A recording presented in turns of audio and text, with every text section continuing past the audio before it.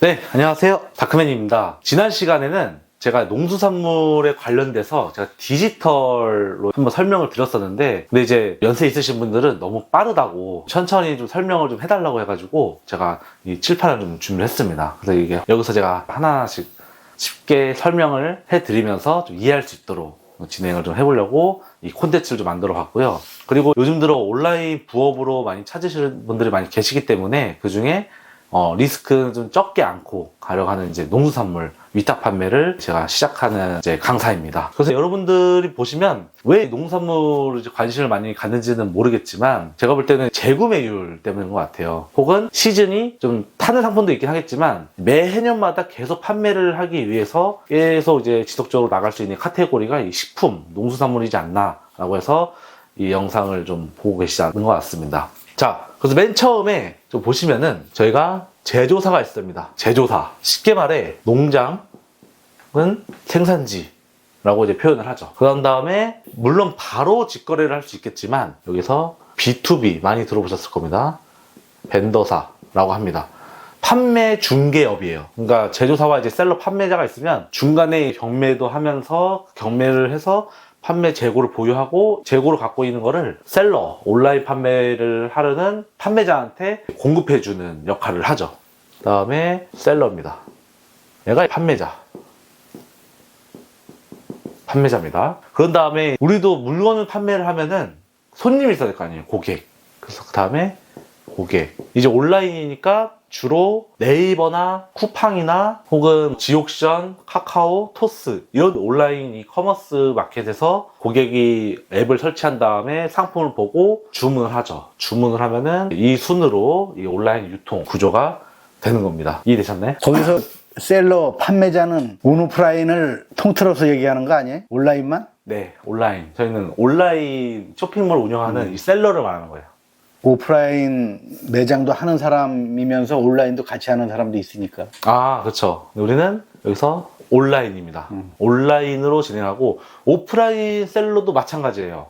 그렇지만 제가 진행하는 것은 온라인 쇼핑몰을 판매하고 있는 판매자를 우리는 셀러. 어차피 영어죠. 판매자 영어가 셀러니까. 네, 이렇게 보시면 될 것 같습니다. 자, 어차피 여기서 제가 이어서 설명할 거예요. 지우지 않아요. 지우지 않고 설명을 할 건데, 사실 우리가 농산물, 특히 과일 예를 들어볼게요. 이 과일을 하나를 내가 살라고 한다면은 사실 고객이 내가 가까운 마트나 슈퍼나 아니면 온라인 쇼핑몰을 활용해서 살 수 있겠지만, 내가 좀 전문적인 그런 손님들은 직접 농장에서 사는 사람도 있어요. 농장에서 컨택을 해서 직접 구매를 하신 분들도 있긴 하겠지만, 그럴 필요 없죠. 우리는 이제 온라인 쇼핑몰에 쿠팡이 이제 커지고 있잖아요. 대표적으로 이제 쿠팡이 커지고 있는데, 여기서 이제 고객이 온라인 쇼핑몰을 쿠팡이라는 앱을 보고 우리의 상품, 사과, 요즘 이 시기가 이제 홍로 사과가 제철 시기 맞게 나오는 과일 상품인데, 이제 홍로 사과를 삽니다. 그럼 사면은 우리는 상품이 없잖아요. 네, 우리가 직접 농장을 하는 게 아니고, 뭐 직접적으로 우리가 경매를 하는 것도 아니고, 그래서 상품을 우리도 공급을 받아야 되는데, 이 셀러도 직접 내가 거래처를 많이 거래를 하고, 혹은 납품을 받거나 아니면은 뭐 따로 판매 중개업에서 공급을 받으면 상관이 없겠지만 아무것도 없어. 아무것도 없을 때는, 이럴 때는 우리가 B2B 벤더사에 나온 지가 아직 한 1년밖에 안 됩니다. 그 전에는 농장에서만 직접 거래를 해서 셀러가 공급을 받고 혹은 좀 대량으로 납품을 받고 마켓에서 판매를 하면서 고객한테 이제 직접 판매를 하는 형식이었는데, 이제 벤더사, 이제 B2B라는 판매 중개업이 생겨가지고 쉬워졌어요. 네. 그래서 셀러가 직접 B2B한테 공급을 받습니다. 상품을. 네. 몇 개씩? 한 개씩.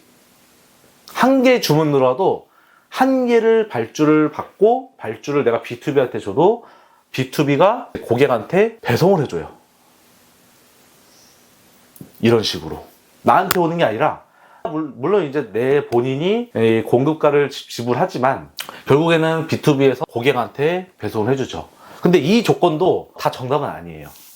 이 조건은 뭐냐면, 재고가 있을 때만 벤더사에서 직접 고객한테 보내지, 재고가 없다 그러면 셀러가 B2B 벤더사한테 발주를 하긴 하고, B2B 벤더사도 제조사한테 요청을 해야 돼요. 네. 발주를 또 넣어줘야 돼요. 그래야지만 제조사에서도 직접적으로 재고가 있어. 그러면은 제조사는 고객한테 배송을 해줍니다.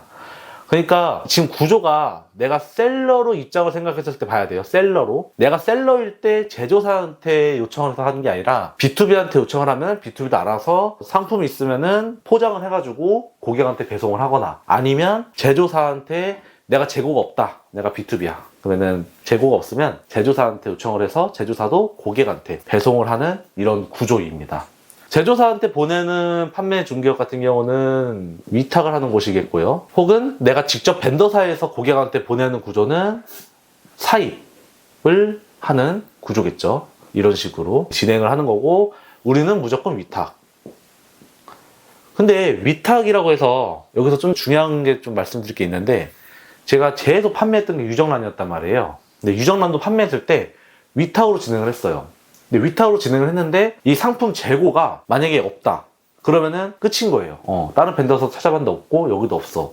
그래서 내가 재고 리스크를 갖지 않고도 안심할 게 아니라 이 벤더사한테도 사실 물어봐야 돼요. 이 유정란 상품 재고 확보가 잘 되어 있냐, 아니면 혹은 따로 없냐, 이 재고 여부를 알아야지만 내가 판매 추진이라든지 이렇게 진행하는 데 있어서 증진할 수가 있는 거지, 그렇지가 않다면은 솔직히 좀 어떻게 좀 팔아야 될지 고민이 되죠. 어떤 상품을 내가 팔아야 되고, 이 상품을 내가 잘 팔았을 때 걱정이 되죠. 내가 재고는 없지만 비록 어딘가에 내가 B2B에 재고가 있는지 없는지 확실하지도 않고, 예, 그런 부분이 있기 때문에 사실 어려워요. 그래서 무조건 내가 판매가 됐으면 이 벤더사한테도 좀 많이 여쭤봐야 됩니다. 재고가 있는지 없는지를. 여기 만약에 나랑 B2B랑 잘 거래가 됐어. 이 벤더사에서 원하는 매입가에 도달했어. 그럼 단가 조정도 가능해요. 꼭 농장 생산지 제조사만 잘 할 게 아니라 B2B에서도 잘 활용하면은 돈을 벌 수 있는 구조다. 예, 이 위탁셀러의 메리트다라고 볼 수가 있는 겁니다.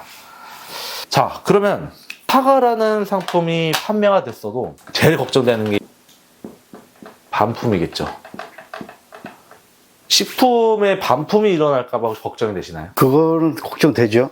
어느 부분에서 걱정이 될까요? 식품은 뭐 과일이나 가공식품이나 네. 뭐 다 식품류지만 네. 특히나 신선식품 같은 경우 만약에 반품이 들어오면 그거는 일단은 배송됐다가 오면은 벌써 하루 이틀 경과가 되는데 뭐 신선도가 좀 떨어지죠. 이제 뭐 냉동식품 같은 경우도 있을 테고, 그런 경우에 못 먹게 될 수도 있는데 그런 게 가장 반품됐을 때 걱정스러운 거죠.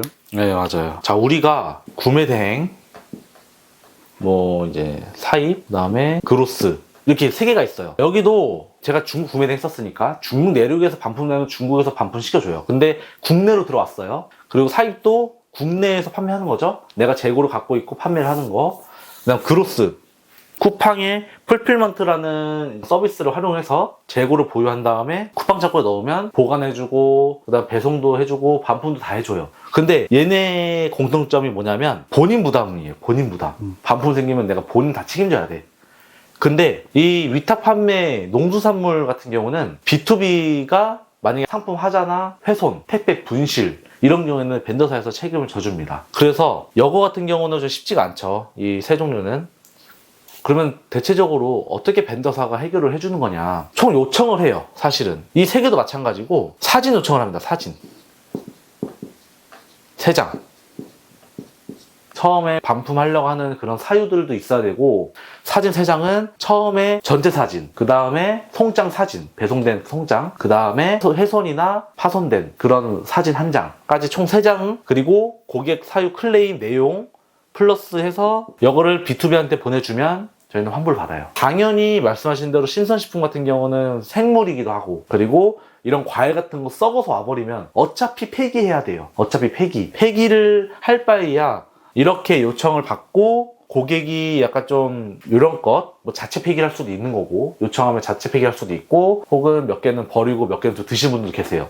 그러니까 그 상품을 고객이 알아서 좀 해놓고 환불을 해주는 거죠. 환불을 해주고, 우리도 마이너스에서 플러스로가 아니라 0으로 만들려면 사진 요청 3장을 해서 내용을 보내고, 우리는 반품비 또 이제 마이너스 되지 않도록 만드는 구조가 다 벤더사에서 해줍니다. 이런 식으로 진행을 할 수가 있고, 거의 대체적으로 뭐 크게 뭐 리스크 안게 없죠. 예를 들어 단순 변심이다. 단순 변심 같은 경우는 사실 제가 이 구매 대행 때도 많이 했었던 건데, 이 상품을 만약에 사과를 이제 단순 변심을 했어요. 나 필요 없어졌어요. 필요 없어짐이 많아요, 은근히. 필요 없어짐이 왔기 때문에 여기서 고객한테 배송이 됐어. 물론 이제 발송이 안 되고 취소 문의가 먼저 왔어요. 그럼 취소해주면 돼요. 근데 발송이 됐고 취소가 왔어. 그럼 안 된다 하죠. 근데 계속 트집 잡아. 쿠팡한테 계속 클레임 넣고, 그럴 경우에는 고객한테 일단 상품을 갈 거 아니에요? 택배사가 이제 고객한테 가면은 내가 이 상품을 저기 고객님이 드시고 제가 한 몇 % 정도는 환불해 드리겠다. 일부 환불을 이제 요청을 했죠. 구매 대행 때도 그랬었고, 우리 농산물 단순 변심할 때도 그렇게 진행을 했었습니다. 그렇게 진행을 하다 보니까 어차피 고객들은 이 상품 영 마음에 안 들고 싫으면은 당연히 취소를 하죠. 하지만 이 상품을 가지면서 일부 환불까지 요청하면은 거의 대부분 받아들이더라고, 고객들이. 예. 그 외에도 다양한 여러 가지 단순 변심 해결할 방법은 있습니다. 그 방법들은 여기서 따로 적용한 부분은 또 노하우가 있는 거고, 단순하게 해결할 수 있는 방법은 이렇게 진행하면 될 것 같습니다. 여기서 또 궁금한 것도 있을까요, 혹시? 그 반품권에 대해서 아까 상품에 하자가 있을 경우에는 그런 식으로 다 처리하면 되는데, 조금 전에 그 단순 변심에 의해서 반품하는 건 그게 그래도 난 어느 정도 할인을 해주려고 해도 그래도 싫다. 그럴 경우 이제 내가 부담하면서 반품하는 거 아니에요? 네. 그럼 그게 상품이 어디로 가요? 그 상품이요? 네. 다 저한테 오죠. 판매자한테 가는 거 아니에요? 네. 그죠? 네. 그래서 신선식품은 반품이 안 된다? 회수가 안 되기 때문에 반품 처리가 안 돼요. 네, 그렇기 때문에 반품도 안 되고 기사님이 회수할 수가 없는 품목이기 때문에 저희는 이제 여기서 끝낼 수밖에 없다. 그렇기 때문에 계속적으로 고객이랑 소통을 해야겠죠. 네, 저랑 고객이랑 연락하면서 왜 안 되냐. 공산품은 해줄 수 있어요. 공산품은 반품은 되는데, 이 식품 같은 경우는 움직이다 보면은 막 집 같은 게 막 새고 이러면은 다른 상품 회수할 때도 문제가 생겨요. 그렇기 때문에 웬만하면 고객 위치에서 움직이지 않는 한에서 해결을 하는 게 가장 좋습니다. 그래서 이렇게 진행이 되는 부분이 있고, 그리고 또 한 가지가 또 있어요. 재밌는 거. 제가 지난 여름에 쪼갯매실이라는 상품을 판매를 했었습니다. 근데 제가 그때는 조금 방심했던 게, 이 벤더사가 은근히 품절이 빨리 되더라고요. 그래서 이제 저랑 수강생분들이랑 이제 같이 고민을 했죠. 이 벤더사가 이미 품절이 됐고, 이걸 공급을 해주는 벤더사가 한 군데밖에 없었습니다. 그래서 한 군데밖에 없었기 때문에 고민을 좀 많았는데, 이제는 우리가 발주권도 있으니 농장 한번 뚫어보자 해서 수강생이랑 같이 농장을 뚫었어요. 매실 농장이 있더라고요. 저기 전라도 쪽에. 그래서 쪼갯매실. 이거 쪼갯매실도 오프라인은 없어요. 오프라인은 청매실 담아있는 것만 판매하지, 이것도 쪼개매실 하는 거는 그 매실을 공장에서 다 쪼개면서 가공을 해야 돼요. 그래서 그 작업을 하기 어렵기 때문에 오프라인은 없고 온라인만 판매할 수 있는 건데, 이게 금방 시즌이 끝나다 보니까 벤더사는 품절되고 농장이 뚫었는데, 이 농부님이 공급가를 4만 원을 부르더라고요. 그리고 벤더사 쪽에서는 33,000원이었어요. 차이가 크죠? 내가 분명히 발주권 예로 제가 마진을 붙이고 100건 정도 발주를 가지면서 내가 농부님한테 찾아갔어요. 물론 한두 건 정도 안 해준 건 이해해. 근데 100건 정도 가지고 내가 요청하면 해줄 텐데, 이 정도 있으니까 너무 차이 나네. 싸게 줄 수 없냐 했는데 안 된대요. 절대 안 된대요. 해줘도 기꺼이 다른 여성 수강생분들은 한 1, 2천 원? 한 1,000원 정도 해줬더라고요. 결국 차이 많이 나잖아요. 그래서 중요한 건 뭐냐면, 무조건 농장을 뜨는 데서 다 좋은 건 아니라는 거예요. 농장도 좋죠. 물론 내가 잘 파면서 계속 좀 단가를 조정할 때, 그때 농가를 이제 방문해가지고 농장을 뚫는다든지 그런 건 상관이 없는데, 내가 직장을 다니고 있고 혹은 엔잡을 하고 계시는 프리랜서, 그런 분들 많이 계실 거 아니에요?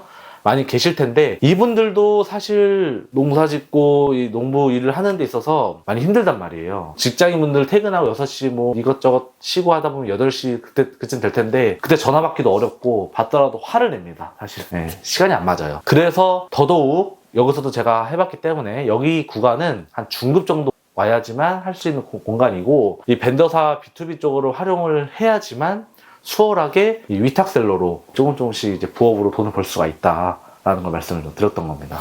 이것도 많이 차이 나죠? 벤더사 입장에서도 사과나 늘 이렇게 자주 먹는 상품이면 상관이 없는데, 거기서도 그냥 대량으로 다 막 들여오기가 부담스러운 실정이다 보니까 재고를 왕창 갖다가 또 판매가 안 되면 그냥 끌어안아야 되니까 그쪽에서도 대량으로 다 들어오기가 좀 어려웠던 입장이 아닌가 싶네. 그렇죠. 그래서 물론 항목마다 다르긴 하겠지만 어쨌든 간에 이 제조사 쪽에서도 대량을 요청을 한다면 제조사 쪽에서도 그 4만 원 정도 고수하는 거는 시중에 물량이 거의 없으니까 자기가 싸게 판매할 입장은 아니죠. 내 생각은 그런 것 같은데. 맞아요. 너무 비싸게 불렀고 해서 좀 어려운데 어쨌든 간에 그럼 누군가의 대량을 받아야 되는데 대량을 받고 B2B에서 뭐 소매를 할 수도 있고 도매를 할 수 있겠지만 도매로 어차피 셀러 공급을 하면은 이대로 B2B에서 주면은 어차피 수수료는 붙긴 하겠죠. 수수료가 공급가에 녹여져 있는 겁니다. 수수료가 공급가에 녹여져 있지만 너무 차이 나진 않아요. 그리고 아무리 딴 데 싸게 팔고 우리가 좀 비싸게 팔면 이게 나가요? 라고 할 수 있는데 무조건 가격이 중요한 것도 아니고 그 쿠팡의 롤링 시스템이라고 계속 검색 기반의 이 AI가 계속 돌아갑니다. 그 롤링 시스템, 그 로직이. 그렇기 때문에 그걸 활용하면 돼요. 그걸 활용하려면 우리 셀러분들이 마켓 구조도 잘 알아야 되고 그 판매 수수료 그런 부분도 잘 알아야 됩니다. 그래서 여기 셀러분들도 구조를 잘 알아야지만 내가 상품을 공급받아도 자신 있게 판매할 수가 있어요. 그래야지만 마켓 수수료도 떼면서 내가 얼마 남고 그런 거를 좀 알 텐데 그것도 모르고 사실은 뭐 유튜브에 나온 대로 공급받아 잘 안 팔려 광고해 광고해서 광고비 다 빠져 정산 받을 때 빵원이야 이러면은 허튼 일을 한 거죠. 돈 다 까버리고 그냥 시간 낭비되고 내가 뭐 했나 이런 생각을 할 텐데 하여튼 이 구조 자체가 사실 다 이익 구조예요. 제조사 이 B2B 이익, 셀러 이익, 고객도 좋은 상품으로 샀기 때문에 이익 다 좋은 구조죠. 이렇게 순리대로만 간다면은 사실 문제 없는데 이제 이 나쁜 구조가 좀 있어요. 사실 이 세 군데에서도 마진 제일 많이 가져가는 데가 어딜 것 같아요? 제조사, 벤더사, 셀러. 셀러겠죠? 그렇죠. 지금 이 구조에서도 셀러가 사실 마진이 나는데 어떻게든 이 둘을 이용해가지고 막 단가를 또 세게 막 조정해가지고 위탁 셀러는 10% 15%도 큰 거거든요. 근데 20%대 막 30%대 남기려고 악용을 하는 사람들이 있어요. 셀러들이. 그러면 안 되거든요. 그러면 또 시장 아무래도 경쟁력이 떨어지니까 그건 뭐 자기 능력껏 그래서 중간 마진을 또 많이 하면 안 되죠. 네. 그리고 축산도 사실은 우리 이벤트성 이제 뭐 명절 아니면 연말 이럴 때 많이 나가는데 그 외에는 얘가 좀 쉽지 않습니다. 네.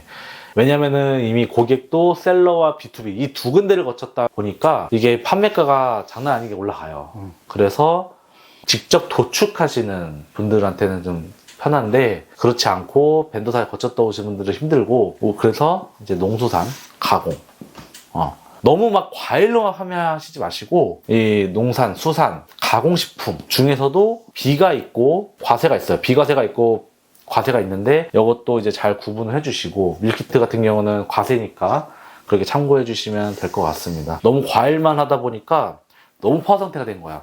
그러면은 수산이나 가공식품 판매하는 사람들 쪽에서만 매출이 나는 거지. 그래서 이렇게 좀 참고해 주시면서 이 구조를 잘 파악해 주면 될 것 같다. 그래서 이제 이 구조가 대체적으로 이렇게 크게 나오고 어려운가요 혹시? 이해? 아니요. 이해 가능합니다.